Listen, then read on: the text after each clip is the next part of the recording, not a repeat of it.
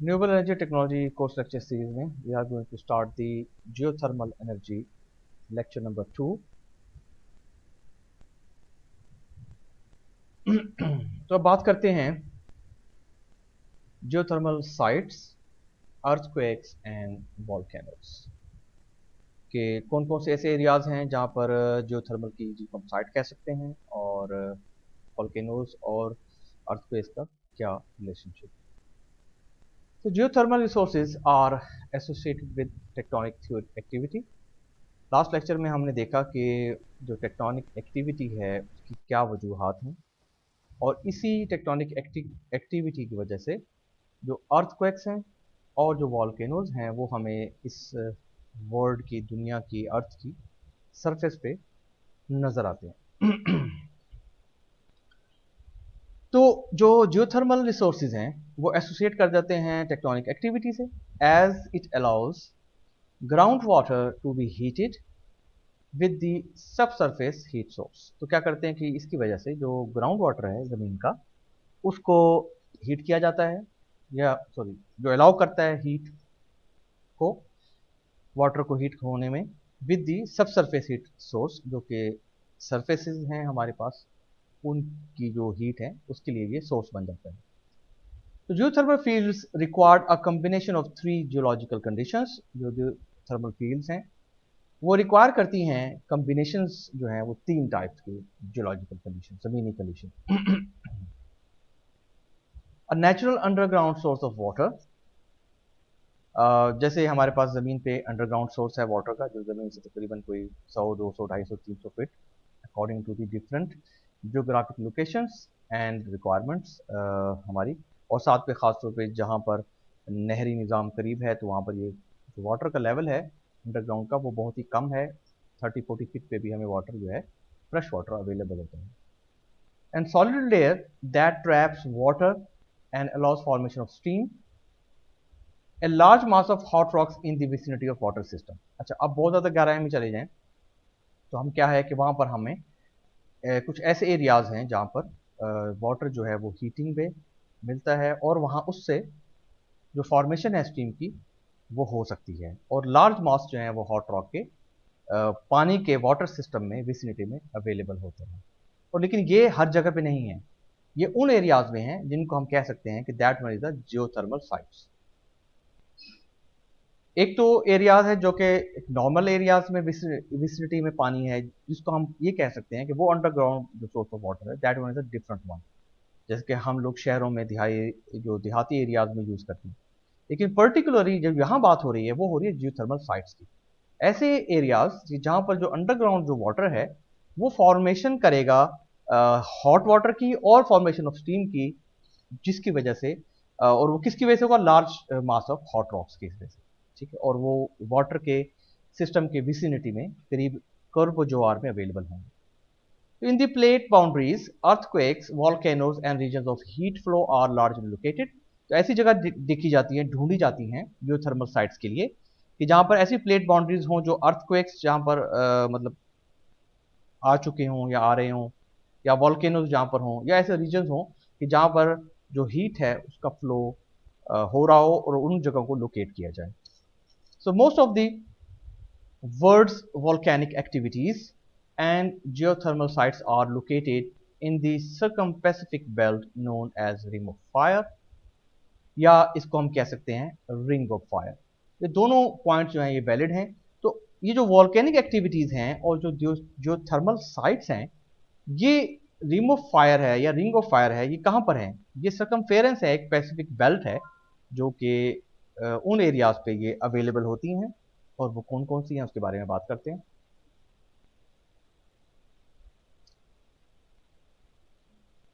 So ring of fire तो it start from न्यूजीलैंड. Zealand New start होती है. ठीक है, encompasses Philippine, Japan, west coast of North America and Mexico तक होती हुई जाती है. तो हम देख रहे हैं कि इंडियन ऑस्ट्रेलियन ये डिफरेंट टाइप्स की प्लेट्स जो हैं वो अवेलेबल हैं वर्ल्ड में. फिलीपींस प्लेट्स हैं, इंडियन ऑस्ट्रेलियन प्लेट्स हैं, ऑस्ट्रेलियन प्लेट्स हैं, नॉर्थ अमेरिकन प्लेट्स हैं, कैरिबियन है, ठीक है, एंटार्क्टिक प्लेट है, साउथ अमेरिका है. तो ये डिफरेंट टाइप ऑफ प्लेट्स हैं. अच्छा, इसमें जो रिंग ऑफ फायर क्या है वो यहाँ से स्टार्ट हो रहा है ठीक है, ये पैसिफिक जो प्लेट्स पैसिफिक ओशन से होते हुए ऐसे, और ये कंप्लीट जो है ये रिंग ऑफ फायर जो है ये आके यहाँ फिनिश हो रहा है। तो हम देख रहे हैं इसको, ये स्टार्ट होता है फ्रॉम द न्यूजीलैंड, ठीक है, उसके बाद ये फिलीपीन से होता हुआ, जापान से होता हुआ, तो जापान में भी बहुत ज़्यादा वॉल्केनो साइट्स अवेलेबल हैं, तो ये वेस्ट कोस्ट से होता हुआ हम देख रहे हैं कि अब ये नॉर्थ की तरफ आ जाएगा, और यहाँ से होता हुआ कैरिबियन प्लेट से साउथ से होता हुआ यहाँ पे फिनिश हो जाएगा। So another belt runs from Iceland, touching the British Isles through Azores।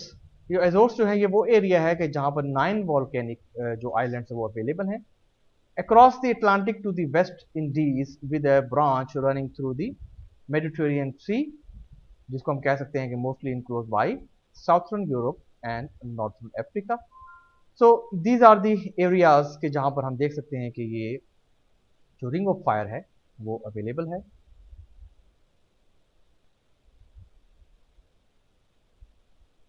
So geothermal fields exist in the subduction zones where oceanic hill bend towards under a continental plate near Japan, Indonesia, New Zealand and Central America। So geothermal के जो fields हैं वो कहाँ exist करते हैं, जो कि कुछ subduction zones हैं, और जो हम कह सकते हैं कि जो ओशनिक हिल हैं, वो जो ओशंस की जो एक पहाड़ी सिलसिला है वो बेंड्स होता है टुवर्ड्स द कॉन्टिनेंटल प्लेट की तरफ, मतलब जमीन की प्लेट की तरफ जो अर्थ है, हार्ड लैंड है, और वो कौन कौन से एरियाज हैं जो कि जापान के करीब है, इंडोनेशिया के, न्यूजीलैंड के और सेंट्रल अमेरिका के। Geothermal sites are also found where collision of continental plates occurs। अच्छा, ज्योथर्मल साइट इसके अलावा कहाँ मिल सकती हैं, जैसे कि कोलिजन ऑफ कॉन्टिनेंटल प्लेट्स जो हैं, जो खाली कॉन्टिनेंटल, पहले वाली बात हुई है oceanic hill bend towards under the continental plate, बस in this area second point में कि जो थर्मल साइट्स हैं वो फाउंड होंगी collision of continental plates occur as north west area of Indian, Australian and Eurasian plates, तो ये इन एरियाज की तरफ होंगी।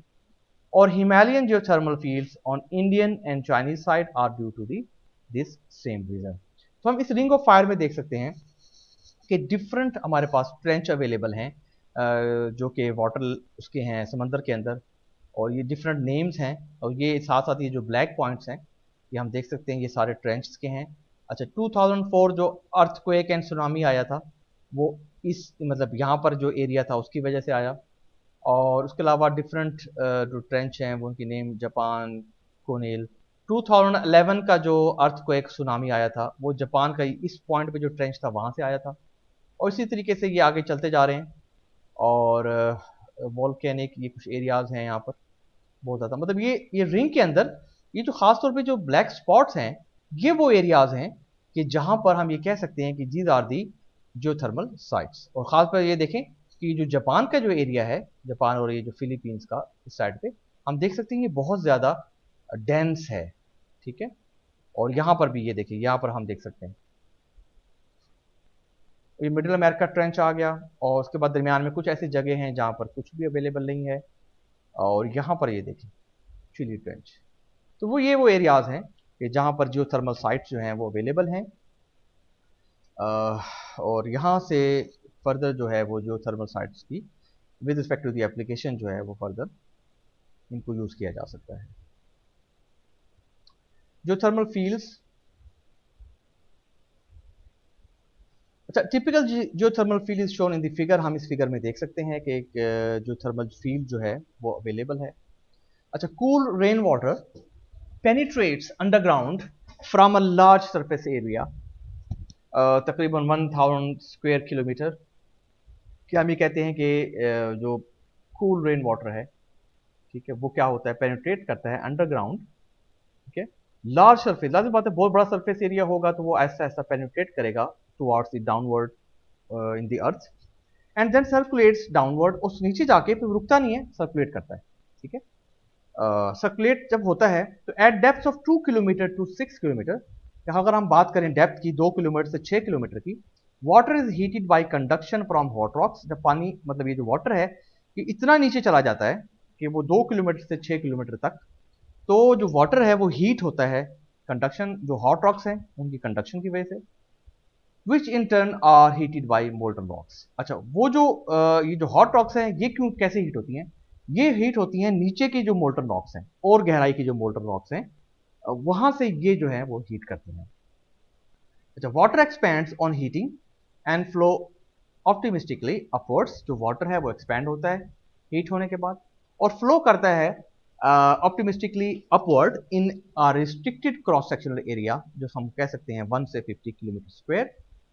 अच्छा, अब हम यहाँ देख सकते हैं कि डिफरेंट जो है वो हाई डेंसिटी की यहाँ पर रॉक्स अवेलेबल हैं। ये बहुत गहराई में मैग्मा मौजूद है। जो यहाँ से ये मैग्मा जो है ये हीट हो रहा है, ये हीट कर रहा है इस वाटर को, मतलब इस एरिया को, रॉक्स को। और रॉक्स को हीट करने के बाद ये जो क्रिस्टलाइन रॉक्स हैं ये मूव करते हैं towards upper this permeable rocks की तरफ। और ये जो परमेबल रॉक्स हैं इनमें कौन कौन सी रॉक्स अवेलेबल हैं? ये जो रॉक्स हैं इनमें सैंडस्टोन अवेलेबल हैं, फ्रैक्चर्ड इग्निशियस, मतलब ये जो इग्नाइट करने वाली जो रॉक्स हैं टूटी हुई डिफरेंट, और मेटाफॉर्मिक रॉक्स हैं। अच्छा, यहां से फिर क्या है, ये हाई डेंसिटी, ये लो डेंसिटी, और ये जो वाटर है। अच्छा, अब बॉइलिंग बिगन्स हो जाती है। अच्छा, रॉक्स ऑफ परमेबिलिटीज यहाँ अवेलेबल हैं, तो ये ऐसा ऐसा क्या होता है कि सरफेस की तरफ जो है वो मूव करना शुरू कर देती है। लेकिन इंटीरियर हम देखें कि ऐसे अंदर की तरफ आ रही हैं। यहाँ से जो है वो वाटर स्टार्ट हुआ बारिश के बाद, ठीक है, वो ऐसा ऐसा ज़मीन में नीचे की तरफ जाना शुरू हुआ और जाने के बाद ये यहाँ से इस एरिया से परमीबल रॉक की तरफ एंटर होगा। अच्छा, जो निचला एरिया है ये सारा का सारा मैग्मा से हीट ले रहा है और ये क्रिस्टलाइन रॉक्स जो हैं ये आगे इस परमीबल रॉक्स को जो है वो हीट कर रही हैं और फिर जो वाटर है वो दोबारा यहाँ से मूव करके ऊपर की तरफ हॉट वाटर जो है वो मूव करता है। तो इन एरियाज को हम कह सकते हैं कि जी इज है जियोथर्मल फील्ड। और ये जो वाटर जब मूव करता है और जब बाहर जाकर ये वाटर निकलता है, हम इन एरियाज को कहते हैं these are the hot spring और geyser areas. Geothermal gradient. To utilize geothermal energy, a steady rise of the Earth's temperature with increasing depth is necessary. अच्छा, जियोथर्मल एनर्जी के हिसाब से हम ये देखेंगे कि जैसे जैसे डेप्थ बढ़ती जाती है वैसे वैसे ही टेम्परेचर भी जो है वो इंक्रीज होता जाता है। So it's called geothermal gradient. So average gradient जो है वो तकरीबन जो इंक्रीज आता है वो 30 डिग्री सेंटीग्रेड पर किलोमीटर का। So increase in boiling point of water due to the rise in pressure. जैसे प्रेशर बढ़ता है तो उससे जो बॉइलिंग पॉइंट है वो भी इंक्रीज हो जाता है। तो temperature of water in upflowing spring जो है वो इसमें मौजूद होता है। जब जो टेम्परेचर है वो अपफ्लोइंग जो स्प्रिंग है ऊपर की साइड पे जमीन की तरफ। तो impermeable rock insulates geothermal reserves, जिसमें इम्परमेबल रॉक्स हैं include shales and unfractured igneous and metamorphic rocks. तो इसके बाद leak in rocks to create springs of hot water and stream geysers. अच्छा, अब ये जो टेम्परेचर का और जो डेप्थ का रिलेशनशिप है ये अब हम देखते हैं वन बाय वन के इसमें जो ग्राफ्स हैं डिफरेंट 1 2 3 4 5 ये with respect to the depth और टेम्परेचर के हिसाब से कैसे वेरी करते हैं। अच्छा, कुछ रॉक्स ऐसी होती हैं जो कि इग्नेशियस रॉक्स होती हैं और वो अनफ्रैक्चर्ड होती हैं। मतलब कहने का ये है कि उसमें सुराख नहीं होते या उसमें जो ट्रांसफरेबल है फॉर द टेम्परेचर और वाटर वो नहीं होता। अच्छा, रॉक्स जो हैं शेल्स ये ऐसी रॉक्स होती हैं कि जिनमें जो टेम्परेचर का ट्रांसफरेबल रॉक्स होती हैं। लेकिन कुछ ऐसी रॉक्स भी होती है इग्नेशियस जब बहुत ज्यादा हाई टेम्परेचर हो तो वो जो अनफ्रैक्चर्ड रॉक्स हैं उनमें से भी जो टेम्परेचर है या जो हॉट वाटर है या जो भी हॉट लिक्विड है वो उसमें से गुजर सकता है।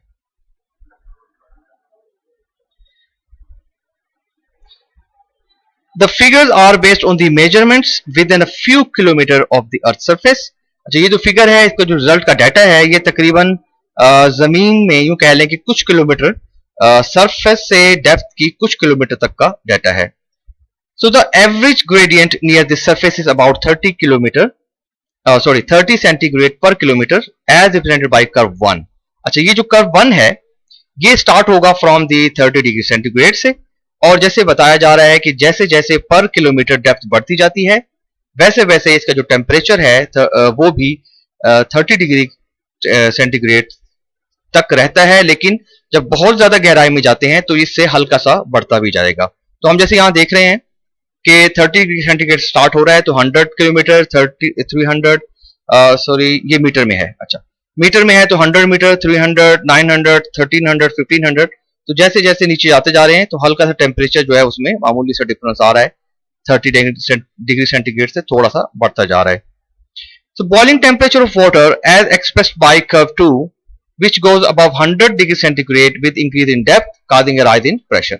अच्छा, क्योंकि जब हम बात कर रहे हैं कि जमीन से ज्यादा गहराई में नहीं जा रहे बल्कि कुछ किलोमीटर की गहराई में है, तो वहां पर वाटर ही अवेलेबल होगा, और वाटर जो है उसका टेम्परेचर जो है वो जो रॉक्स हैं इग्नेशियस रॉक्स जो हैं फ्रैक्चर्ड या अनफ्रैक्चर्ड, उसके अंदर से वो उसकी ट्रांसफरेबल जो है वो हो सकेगी। तो कर्व 2 जो है उस दैट वन दिस वन, तो इस कर्व 2 में क्या है कि which goes above 100 degree centigrade with increase in depth. जैसे ही डेप्थ इंक्रीज होती जाएगी तो हम ये कह सकेंगे जो टेम्परेचर है बॉइलिंग वाटर का वो 100 डिग्री सेंटीग्रेड से इंक्रीज होता जाएगा, और ये देखें कि 1500 मीटर पे आके तकरीबन वो 300 डिग्री सेंटीग्रेड पर पहुंच चुका है। So at locations where the crust is fractured, ऐसी लोकेशन जहां पर जमीन का जो हिस्सा क्रस्ट है वो फ्रैक्चर्ड हो, तो वाटर पेनिट्रेट्स डाउनवर्ड्स। तो वहां क्या होता है कि जो पानी है वो जमीन के अंदर डाउनवर्ड्स जो है वो जाना शुरू हो जाता है उस हिस्से में, gets heated and gushed upward in the form of hot springs. तो क्या होगा कि जो पानी है पहले जमीन के ऊपरले हिस्से से, सरफेस से, क्रस्ट से वो जमीन की गहराई में जाता है, तो पेनिट्रेट्स होता है डाउनवर्ड्स, डाउनवर्ड्स होता हुआ जो उस लोकेशन में पहुंच जाता है कि जहां पर हीट मौजूद होती है, तो वहां पर वो गर्म होता है, और गर्म होने के बाद दोबारा से, जैसे पिछले लास्ट वाली स्लाइड में मैंने बताया कि वो अपवर्ड की तरफ मूव करता है, फ्लोइंग अपवर्ड होता है, तो गशिस अपवर्ड होता है इन the form of hot springs, जो कि जो स्प्रिंग्स जो हैं बनते हैं गर्म पानी के या लाइट बॉइलिंग वाटर के। तो it is represented by curve 3। तो ये जो है ये कर्व 3 से रिप्रेजेंट हो रहा है। Such manifestation of hot spring exist in Iceland. तो हम देख सकते हैं कि ये जो टेम्परेचर है ये तकरीबन 110-20 से स्टार्ट होके, और अगर हम 1500 मीटर की गहराई पे जाएं तो ये तकरीबन 250 डिग्री सेंटीग्रेड तक आ रहा है। और इस तरह की जो मैनिफेस्टेशंस हैं ये ओरिजिनली वर्ल्ड में एग्जिस्ट करती हैं, जैसा कि आइसलैंड में। अच्छा, नेक्स्ट कौन कौन सी हैं? Curve 4 depicts the effect of impermeable rock which locks up geothermal fluids and does not allow heat flow towards the earth surface। अच्छा, ये जो कर्व 4 है ये बता रही है कि ये जो रॉक्स हैं impermeable, और वो उन रॉक्स में जो है वो जियोथर्मल जो फ्लूइड है उसको वो लॉक अप कर देता है, और उसके साथ वो जो हीट है उसका जो फ्लो है वो अर्थ की सरफेस पर नहीं जाने देता, क्योंकि ये जो है वो अनफ्रैक्चर्ड, प्योरली अनफ्रैक्चर्ड जो है वो रॉक्स हैं।